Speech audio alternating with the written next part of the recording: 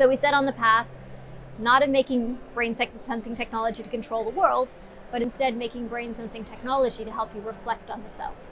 And the first thing that we recognized we could really do was help people meditate. And that as we were telling people to focus, to make the light go brighter, relax, we were actually teaching them to focus and relax. And this was, in a sense, a core of a meditation practice.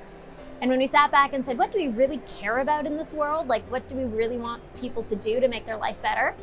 An obvious answer was meditation. And if we could only get more people to meditate, the world would be a better place. And so that started the creation of Muse, the brain sensing headband that helps you meditate and now sleep, which was the beginning of the kickoff of our journey in helping people understand what goes on in their mind using technology. I'm Ariel Garten. I'm the founder of Muse, the brain sensing headband that helps you meditate and sleep. Catch me on the Technologist of the Month podcast.